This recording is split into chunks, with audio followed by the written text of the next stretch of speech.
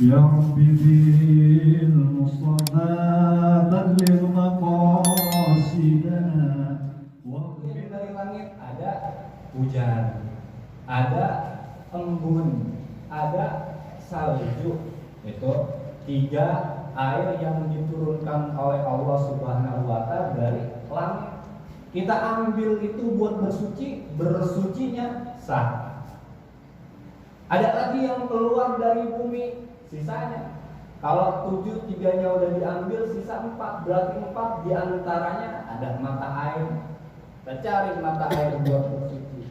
Ada sumur, ada laut, ada sungai. Ini 7 air yang kita pakai untuk melakukan suci atau untuk bersuci supaya kesucian kita itu diterima oleh Allah Subhanahu wa Ta'ala. Kenapa? Karena bersuci ini diantara yang digalakin nama kita. Bahkan dalam ayat Al-Quran itu Allah berfirman, A'udzubillahi minasyaitonirrajim, Innallaha yuhibbut tawwabin wa yuhibbu al-mutatahhirin. Sungguh Allah itu suka orang yang senantiasa bertaubat, istighfar setiap hari. Yuk kita bagusin istighfar kita. Salah satunya dengan meningkatkan kuantitas. Kalau misalnya kualitasnya itu mungkin kurang pas, maka cara untuk membaguskan atau memperbaiki kualitas istighfar kita diperbanyak. Apalagi yang disukai Allah, wa yuhibbul mutatahhirin, dan Allah mencintai orang-orang yang dalam keadaan suci, yang selalu mensucikan diri. Maka dari itu diantara sunnah yang diajarkan oleh Rasul adalah menjaga wudhu. Kalau misalnya tetap nggak sholat, bahkan saya kadang sholat, saya agak pengen ngaji, berarti saya nggak usah wudhu. Nggak. Kenapa? Kalau mau dapat kecintaan Allah, dapat banyak keutamaan, jadilah orang yang menjaga suci dengan berwudhu. Berwudhu itu tidak sah dengan tanpa menggunakan 7 air, atau yang kita kenal kemudian dengan istilah ma'al mutlak, air mutlak yang lebih dari 2 pula.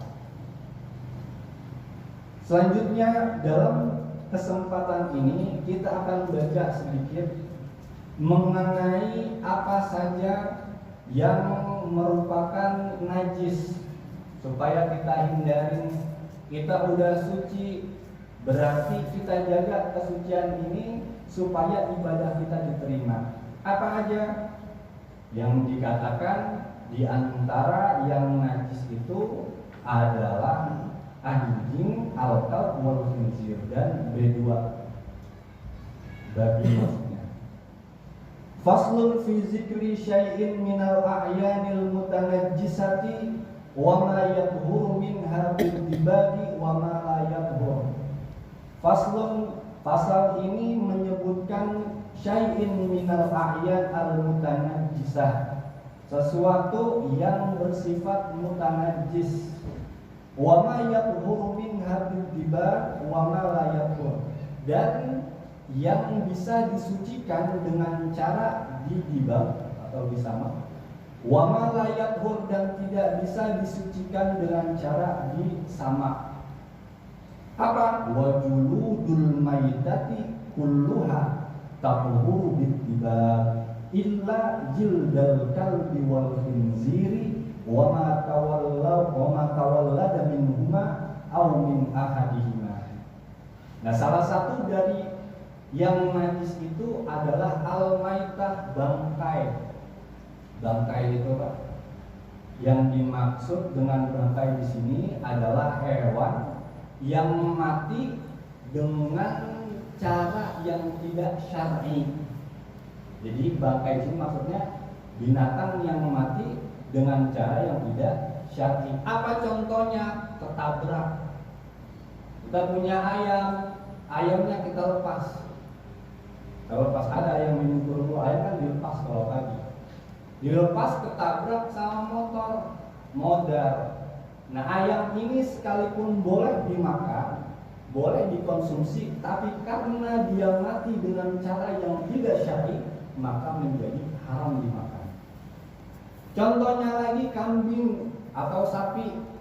Ini sapi mati bukan dengan cara syar'i, dia sakit. Ada penyakit, di antara penyakit sapi itu ada penyakit kuku, gampang menularnya itu di sapi. Dia mati karena penyakit itu, maka sekalipun kita diperbolehkan memakan sapi, tapi karena dia mati dengan tanpa cara yang syar'i jadi haram. Ini yang dimaksud al-maitah. Kalau seandainya kita dapetin ada sapi misalnya, sapi itu mati dengan cara yang bukan syar'i, maka boleh kulitnya kita manfaatkan. Wa juludul maitati, dan kulit bangkai atau makhluk atau binatang yang mati dengan cara bukan syar'i, tathuru bidzibab, boleh kita pakai dengan cara mensucikannya dengan menggunakan samak atau dengan cara samak. Apa itu samak? Samak adalah dibilang menggunakan bahan-bahan yang pedas atau sepet, dibilang. Untuk apa? Untuk menghilangkan sisa-sisa dari makhluk, dari kulit hewan tersebut, sehingga tidak menjadi busuk. Itu cara diantara mengawetkan kulit pada binatang.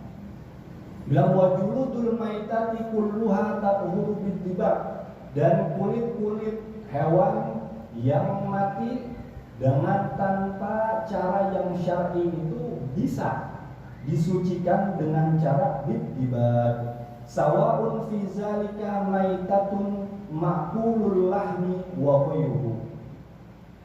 Baik hewan yang mati itu yang bisa kita konsumsi, dikonsumsi halal, maupun yang tidak bisa dikonsumsi. Apa yang tidak bisa dikonsumsi hewan itu?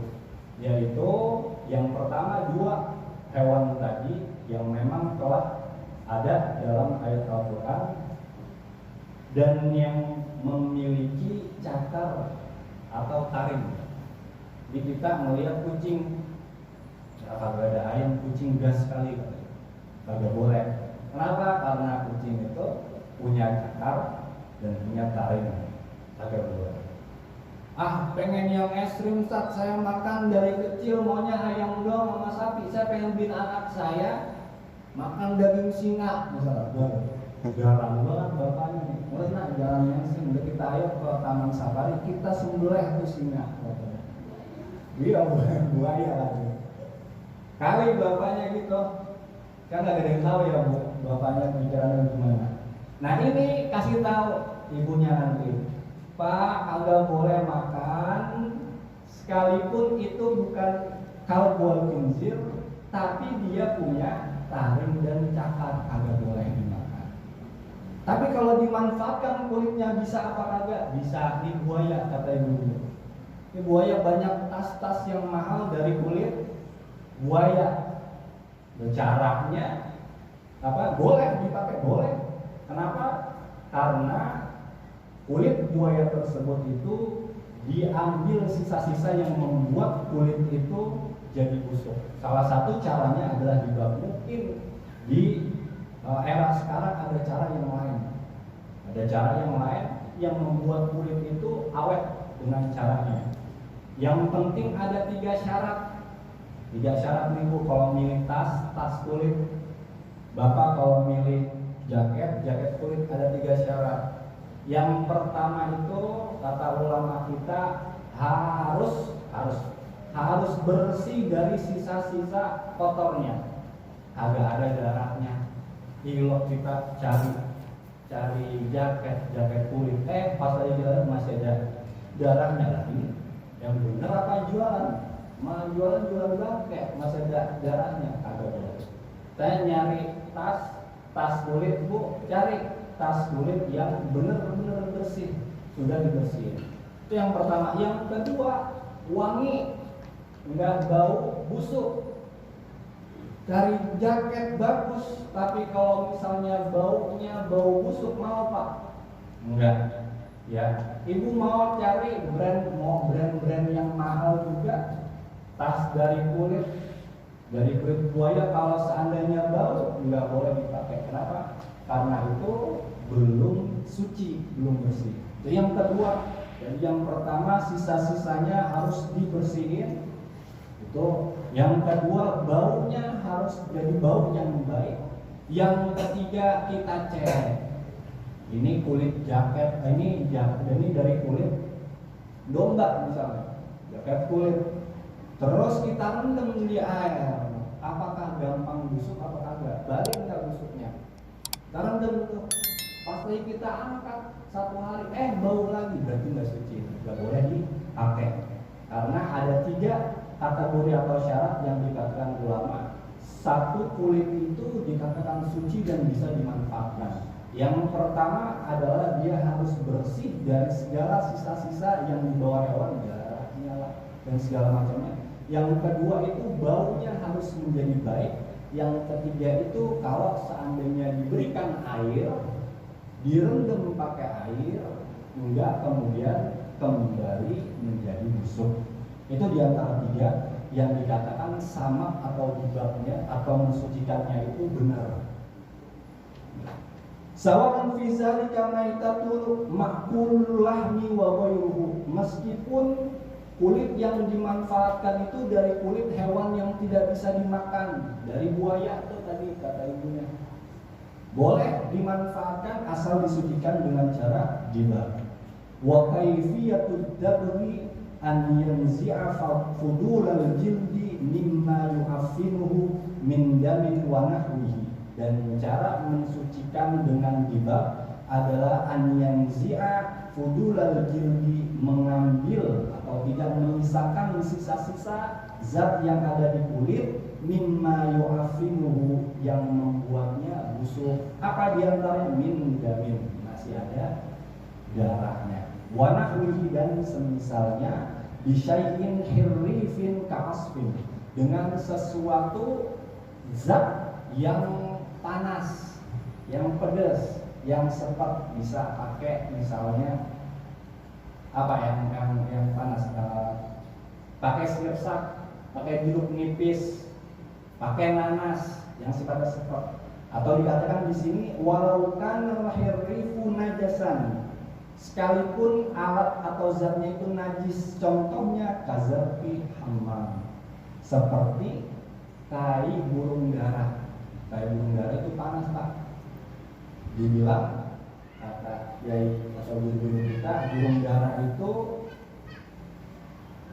kotorannya bisa dijadikan alat untuk mensucikan dengan dibab. Kenapa? Karena dia panas. Makanya jangan melihara burung dara di rumah atau di dekat rumah, karena itu panas. Kalau kena besi, ntar besinya jadi lapuk.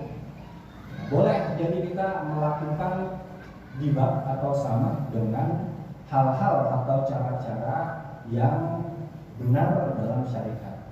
Nah, ada nggak pengecualian dari hewan-hewan yang tadi dibilang illa jildal kalbi wal khinzir, kecuali kulit dari binatang kalb yaitu anjing, wal khinzir yaitu beduan tadi.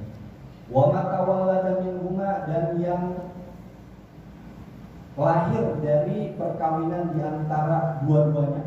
Jadi mungkin ada hewan baru yang dikawinkan, kayak misalnya kuda sama zebra, jadinya kuda zebra. Kan ada tuh orang sekarang kerjaannya, saya mah nggak tahu gimana. Nah, mungkin nanti ada hewan misalnya kambing dikawinin sama bedua. Ntar anaknya nggak boleh kita makan. Sama hukumnya sebagaimana hukumnya khinzir atau bedua. Au min ahadima, atau dari salah satunya.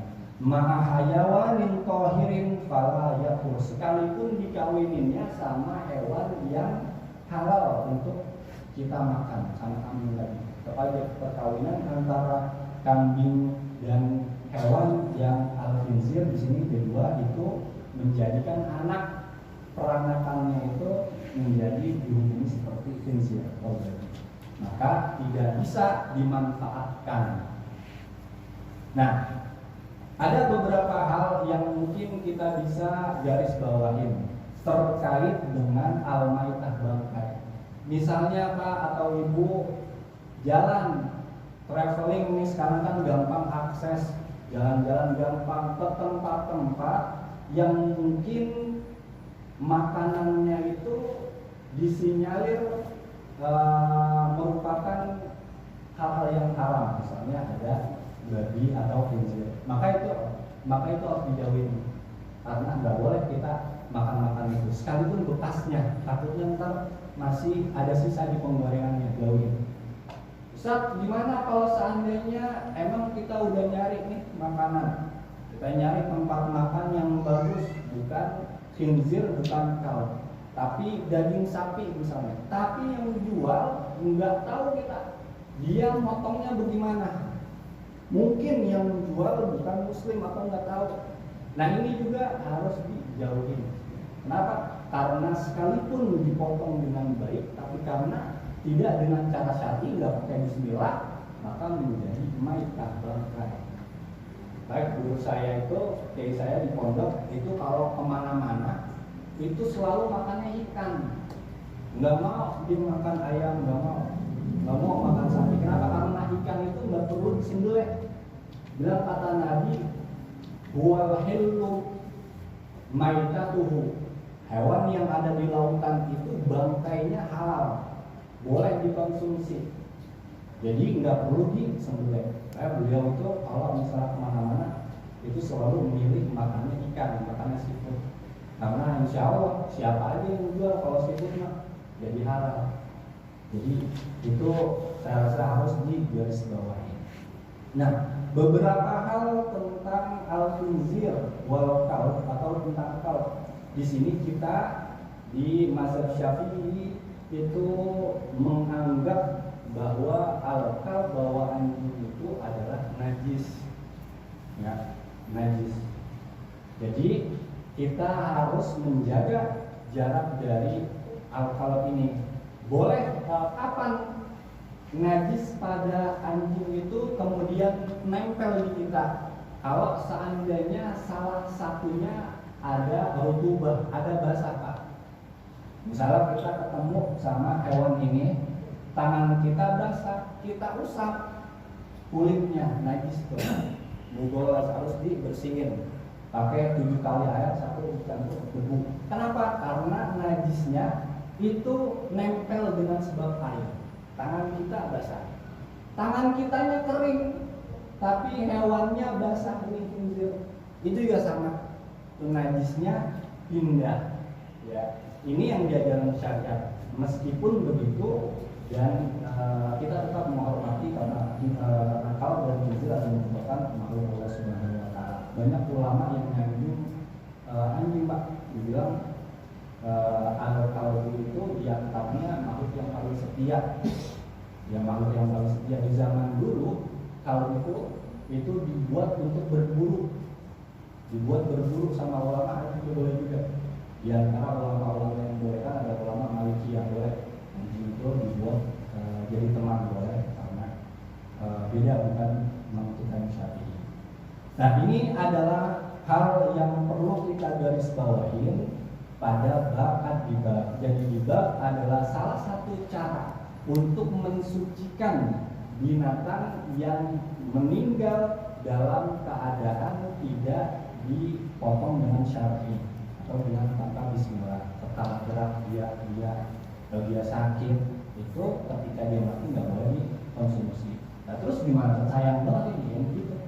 Makanya kalau misalnya ini ada kita ternak ayam, kita ternak kambing, kita lihat udah sakit, udah lemah banget, ini yang buru-buru dipotong. Daripada nggak dapat apa-apa kecuali kulitnya doang, itu juga kulitnya kita sama lagi. Kita potong aja, bismillah, kita potong, nggak apa-apa. Terus saya sedekahin. Nah, wa azmul maitati wa sya'ruha najisun, dan tulang dari hewan tersebut yang mati dengan cara yang tidak syar'i, wa sya'ruha, dan rambutnya najisun, juga najis. Itu kambing juga ketika dia mati dalam keadaan yang bukan syar'i, maka tulangnya maupun bulunya semuanya najis. Itu dibangkai, semuanya najis. Kalau misalnya mau dimanfaatkan, maka kulitnya saja, dan itu harus dengan cara disamak atau didibak. Wa kazal maitatu aidon najisatun wa urida biha azailatul hayah bi ghairi zakatin syar'iyyah. Nah, ini dibilang kata beliau menambahkan wa urida bihi, dan yang dimaksud dengan bangkai di sini adalah azzailatu al hayah, yang kehidupannya itu habis, yang mati bi ghairi zakatin syar'iyyatin, dengan bukan dipotong dengan syariat. Kita potong dengan baca bismillah. Fala yustasna hina izin janin al muzakka. Nah, beliau bilang gini, gimana kalau seandainya kita pengen motong kambing tapi lagi bunting? Motong kambing lagi bunting, berarti itu kambing kan bawa kambing lagi. Yang kita potong emaknya, pas lagi kita kolek ada anaknya. Nah, ini anaknya kan belum disembelih, kata beliau gitu. Fala yustasna hina izin al-muzakka iza kharaja min batni ummihi maitan li'anna zakatahu fi zakati ummihi. Maka anaknya yang di kandungan itu, ketika kita menyembelih kambing dan dia bawa anaknya itu halal juga. Kan belum disembelih ya, karena diwakili dengan sesembelihan ibunya, yaitu zakat kambingnya. Beliau bilang seperti itu. Wa kaza ghairuhu minal mustasnayatil madhkurati fil maqsutat summa istusniya min syi'ril mayt qawluhu illal adami ay fa inna sya'rahu tahirun kamaitihi. Kemudian dia menambahkan tulang dan rambut yang meninggal itu najis kecuali al-adami, kecuali manusia. Kalau misalnya manusia itu, kita itu dibilang kata Allah dalam firman-Nya, auzubillahi minasyaitonir rajim, wa laqad karramna bani Adam, dan sungguh benar-benar aku jadikan anak cucu Adam itu mulia. Maksudnya kata beberapa mufassir, ketika dia meninggal, misalnya kita mau pindahin kuburnya, enggak apa-apa, kita pegang itu. Maka karena dia najis, illal adam, kecuali manusia. Fa inna sya'rahu tahirun kamaitati, karena rambutnya itu sekalipun dia telah meninggal tetap suci, tetap suci. Ini adalah bab yang menjelaskan tentang ad-dibar dan beberapa hewan yang dikatakan tidak boleh dikonsumsi atau tidak boleh dimanfaatkan kecuali kulitnya, yaitu hewan-hewan yang mati dengan bukan cara yang syar'i, maka boleh dimanfaatkan kulitnya dengan catatan harus disamak. Kecuali yang nggak boleh dimanfaatkan sama sekali adalah al-khinzir wal kalb.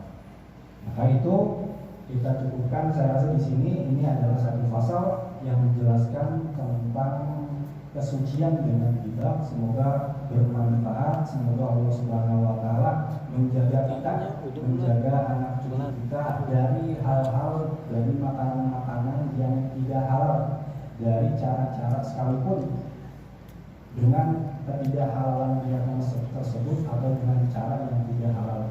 Amin ya rabbal alamin. Subhanallahumma wa bihamdika asyhadu an la ilaha illa anta astaghfiruka wa atubu ilaik.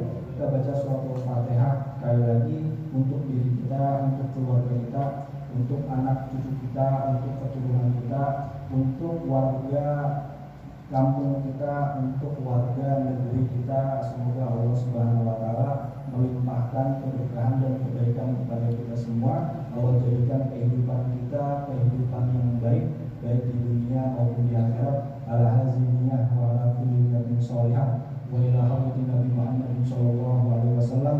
Al-Fatihah. A'udzu billahi minasy syaithanir rajim. Bismillahirrahmanirrahim. Alhamdulillahi rabbil alamin. Arrahmanir rahim. Maliki yaumiddin. Iyyaka na'budu wa iyyaka nasta'in. Ihdinas siratal mustaqim. Shiratal ladzina an'amta 'alaihim ghairil maghdubi 'alaihim